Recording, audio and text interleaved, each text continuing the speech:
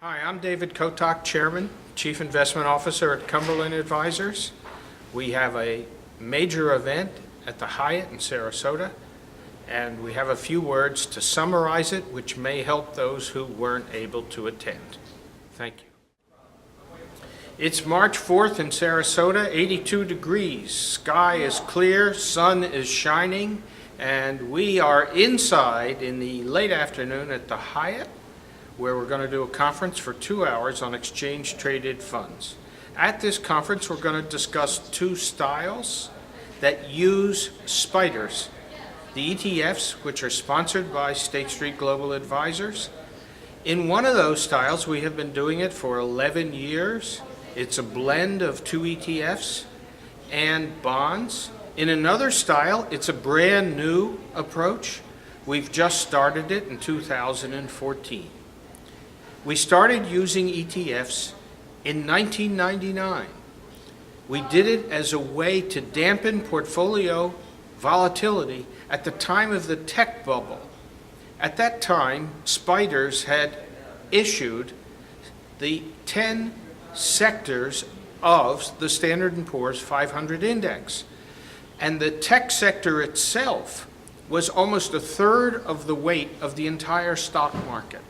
How could you create a portfolio that was broad-based and not have all this risk concentrated in the tech sector?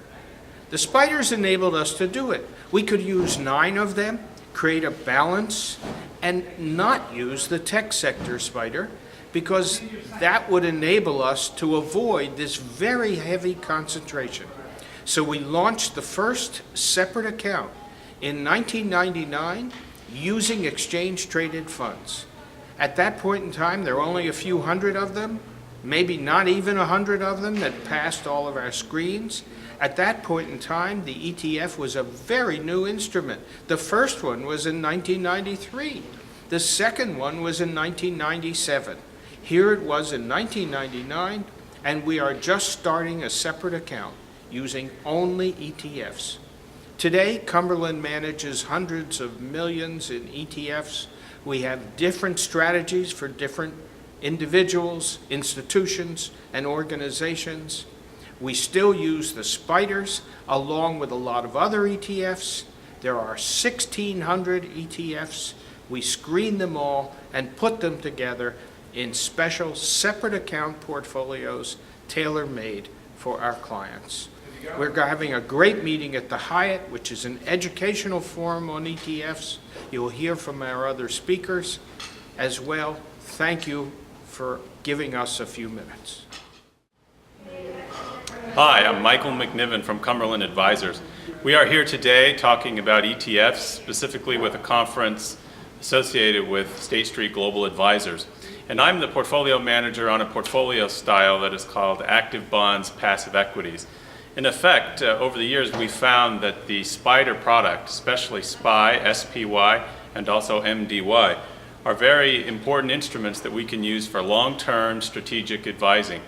And when we looked at our expertise as a firm in bonds, when we saw the inefficiency of the bond market, and then we added that with, for long-term strategic purposes, MDY and SPY, we realized that we could produce something that would provide long-term capital gains and lots of stability for specific investors, particularly those that may have, for philosophical or tax reasons, long-term capital gains as their principal objective.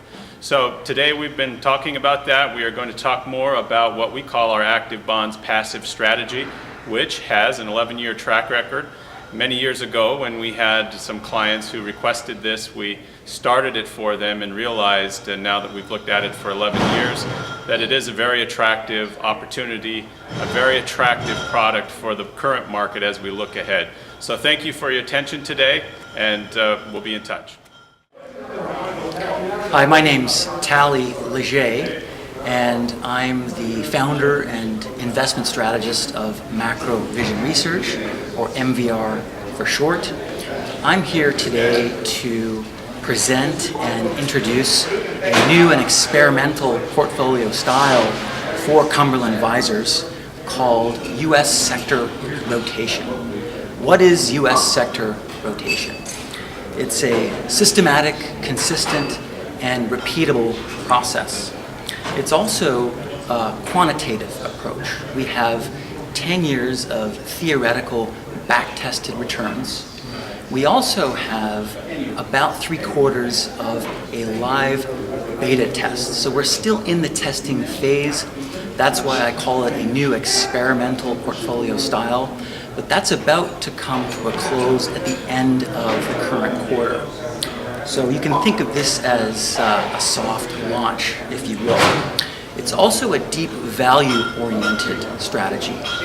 And as we know, value strategies take time and patience to work. We'll discuss that later today in the presentation. It also comes with a disciplined buy, sell, and hold decision.